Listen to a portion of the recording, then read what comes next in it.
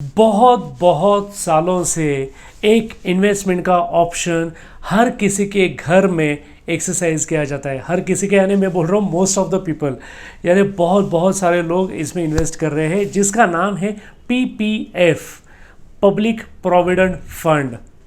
आप में से बहुत सारे ऐसे लोग हैं जिन्होंने इसमें इन्वेस्टमेंट ऑलरेडी शुरू की है, लेकिन उनको पता नहीं है इसके फीचर्स क्या है, इसमें फैसिलिटीज़ क्या मिलती है, इसमें लिमिटेशंस क्या है, पता नहीं है। अच्छा, बहुत सारे लोग तो ऐसे हैं कि जिनको पता ही नहीं है कि पीपीएफ में क्या होता है, कैसे होता है, उनका पीपीएफ का अकाउंट भी नहीं है, लेकिन पीपीएफ नाम सिर्फ सुना हुआ है। वो चाहते हैं कि वो पीपीएफ में कुछ इन्वेस्टमेंट शुरू करें, लेकिन पता नहीं है क्या करना है, कैसे करना है, कुछ भी पता नहीं होता। तो ऐसे लोगों के लिए आज का ये वीडियो है।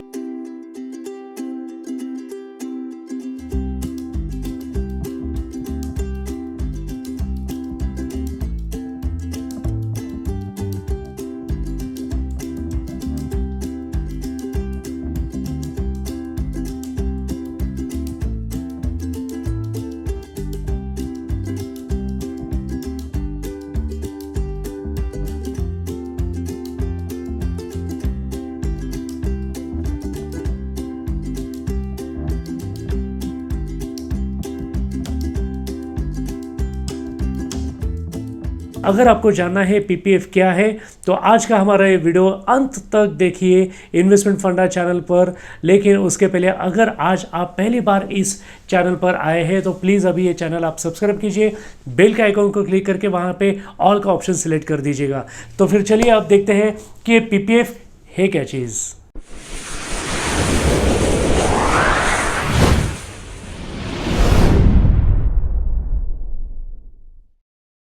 अब सबसे पहले तो सवाल यह आता है कि पीपीएफ में आप अकाउंट कब और क्यों ओपन करें। यह अकाउंट आप कभी भी ओपन कर सकते हैं, वो प्रॉब्लम नहीं है।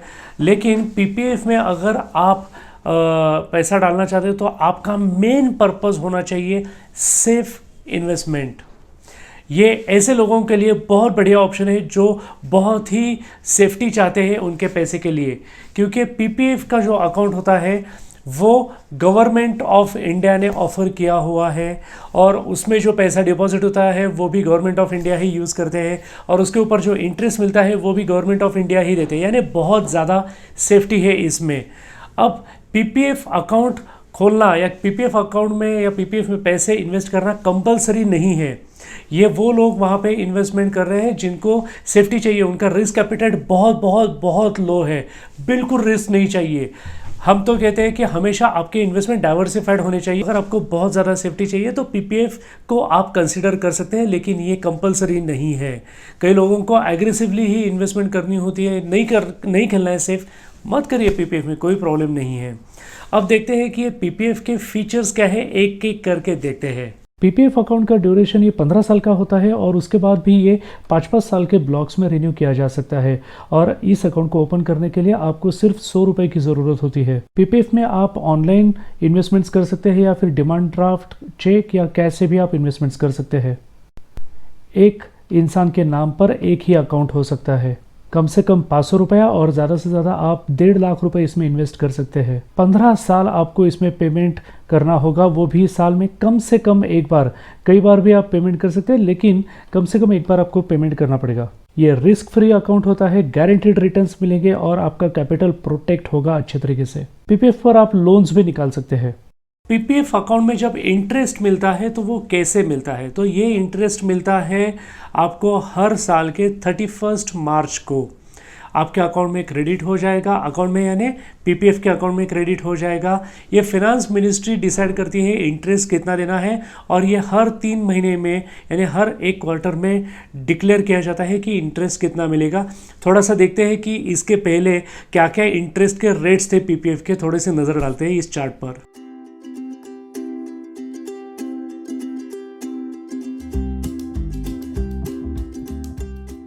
अब ये तो हमने देख ली इंटरेस्ट के रेट्स। अब नेचुरली मन में सवाल ये आता है कि ये इंटरेस्ट रेट तो भाई छोड़ दीजिए, लेकिन ये बताइए मैंने इतना पैसा डाला, मैंने इतना पैसा इन्वेस्ट किया, मुझे कितना मिलेगा, ये थोड़ा सा समझने में भी आसान जाता है। तो चलिए फिर अभी वो भी देख लेते हैं। आपको 2-3 एग्जांपल्स बता देता हूँ कि आपने कितना पैसा इन्वेस्ट किया तो कितना मिलेगा। अब देखते हैं कि पीपीएफ में कितना पैसा इन्वेस्ट करने के बाद कितना पैसा मिलता है।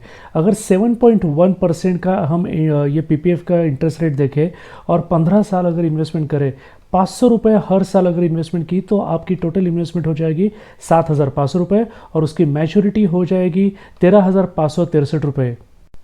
सेम रेट ऑफ इंटरेस्ट से 15 साल में अगर आप हर साल 50,000 रुपये इन्वेस्टमेंट करते हैं तो 7,50,000 आपकी टोटल इन्वेस्टमेंट हो जाएगी और आपकी मैच्योरिटी अमाउंट हो जाएगी 13,56,070 रुपये। वैसे ही अगर 1,00,000 रुपये हर साल आप पेमेंट करोगे तो 7.1% के हिसाब से 15 साल में आपकी इन्वेस्टमेंट हो जाएगी 15 लाख और उसकी मैच्योरिटी अमाउंट हो जाएगी 27,12,139 रुपये। और यही अमाउंट अगर हर साल 1.5 लाख रुपए अगर आप इन्वेस्टमेंट करते हैं तो आपकी इन्वेस्टमेंट हो जाएगी 22,50,000 रुपये और उसकी मैच्योरिटी अमाउंट होगी 40,68,208 रुपये।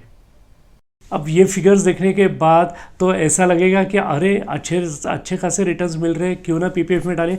यस, ऑफ कोर्स आप डाल सकते हैं, इसमें पैसे इन्वेस्ट कर सकते हैं और एक सेफ रिटर्न्स आप ले सकते हैं। अब सवाल ये पैदा होता है आपके मन में कि ये फिर पीपीएफ का अकाउंट शुरू कैसे करें। तो चलिए वो भी देख लेते हैं कि पीपीएफ का अकाउंट आप शुरू कैसे करें। पीपीएफ का ऑनलाइन अकाउंट ओपन करना बहुत ही सिंपल है। सबसे पहले तो अपने बैंक के नेट बैंकिंग के पोर्टल पर लॉगिन कीजिए। उसके बाद जो पीपीएफ अकाउंट ओपनिंग का ऑप्शन है उसके ऊपर क्लिक करके वहाँ पर आपको सिलेक्ट करना पड़ेगा सेल्फ अकाउंट या माइनर का अकाउंट ओपन करना है।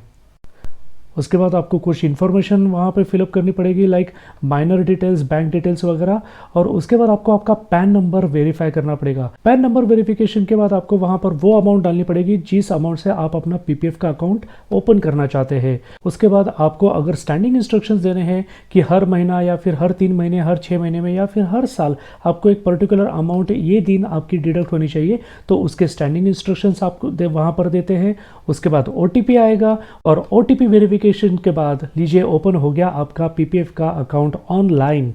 हो सकता है कि कई बैंक्स आपको बोल सकते हैं कि केवाईसी के डॉक्यूमेंट्स सेल्फ अटेस्टेशन के साथ आपको बैंक में जमा करवाने हैं, तो आपको वो तो करना ही पड़ेगा। हर एक बैंक की अपनी अपनी अलग एक मेथड होती है, थोड़ा सा यहाँ वहाँ कुछ ऑप्शंस का हो सकता है, लेकिन एक नॉर्मल फ्लो ऐसे ही होता है। तो आप अपने अपने बैंक से कांटेक्ट कीजिए और वहीं पे उनके ऑनलाइन पोर्टल पर जाकर अपना पीपीएफ का अकाउंट खुलवा सकते हैं। चलिए पीपीएफ का अकाउंट तो ओपन करवा लिया, अब देखते हैं कि पीपीएफ के अकाउंट में आपका पैसे का बैलेंस कितना है, ये कैसे चेक करें। क्योंकि लोग अक्सर बहुत क्यूरियस होते हैं कि भैया मेरे पीपीएफ में या मेरी इन्वेस्टमेंट की आज की वैल्यू क्या है, कितनी हुई, बराबर है। तो ये जो बैलेंस है ये 2 तरीके से आप चेक कर सकते हैं, ऑनलाइन और ऑफलाइन। ऑनलाइन यानी क्या है कि आपने जिस बैंक के साथ ये पीपीएफ का अकाउंट ओपन किया है तो उस बैंक का लॉगिन आईडी पासवर्ड आप डाल के उस बैंक की वेबसाइट पर लॉगिन कर दीजिएगा।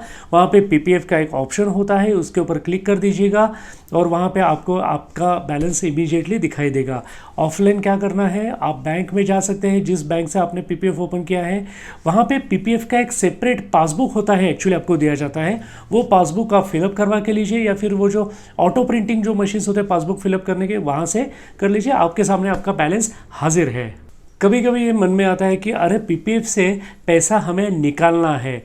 अब विड्रॉल के बारे में क्या कहता है पीपीएफ, कि वहाँ पर जनरली 7 साल के बाद यानी 6 साल पूरे होने के बाद 7वें साल से आप विड्रॉवल कर सकते हैं पैसा, वो भी पूरा नहीं, अप टू 50% ही आप कर सकते हैं। उसके कुछ छोटे छोटे रूल्स हैं, लेकिन जनरली 7वें साल से आप कर सकते हैं।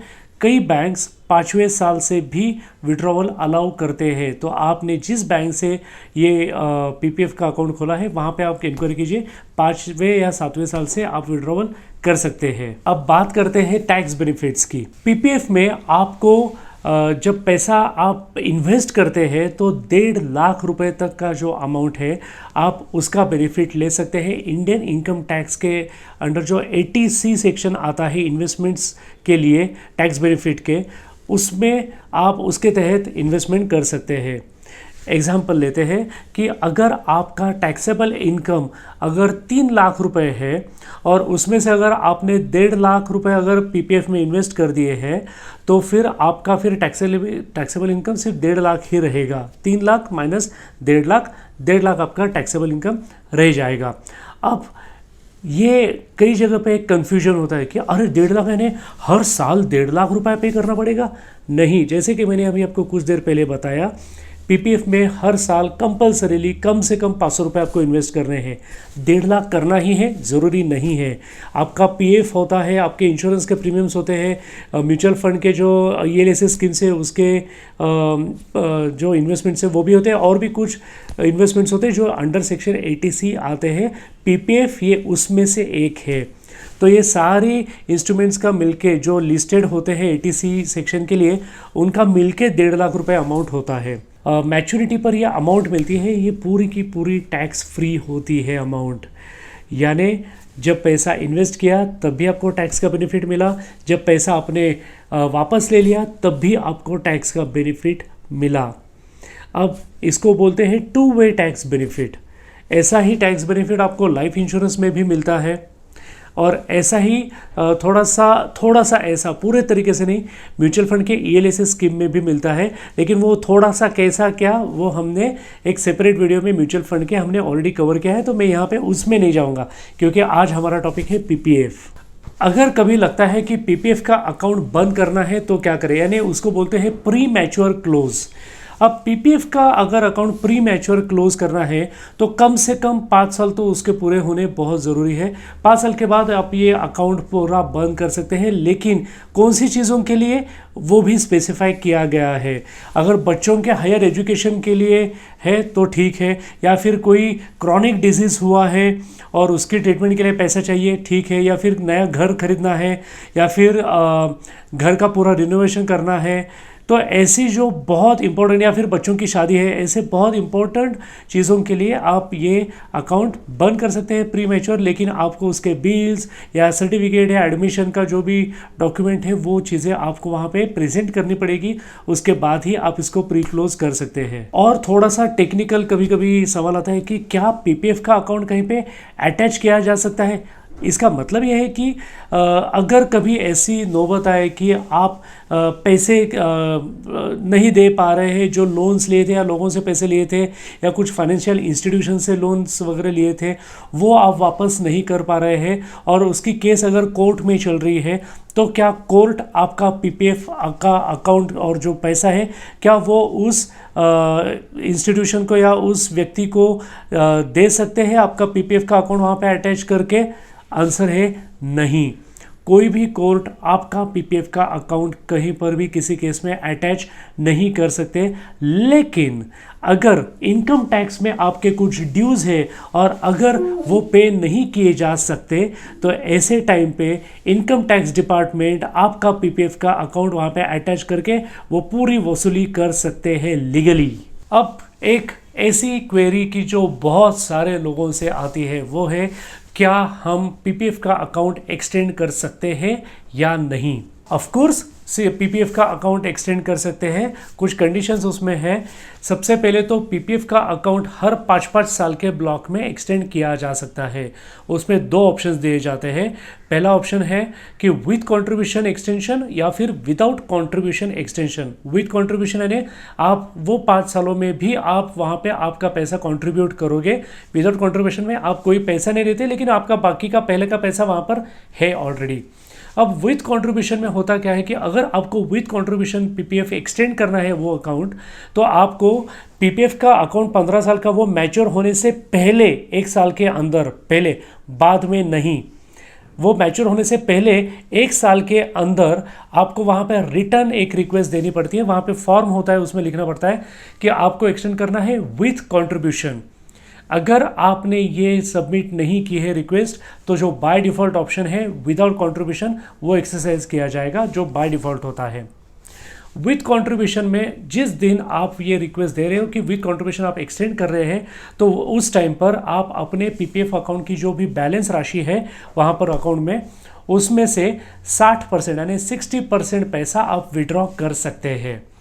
अब बाकी का 40% वहीं पे रहेगा और फिर आपके कंट्रीब्यूशन और वहाँ पे एडिशनल हो जाएंगे। ये जो 60% आप ले सकते हैं, इसको आप लमसम भी ले सकते हैं या फिर आप उसको अगले कई सालों में डिवाइड करके स्टेप बाय स्टेप भी आप ले सकते हैं।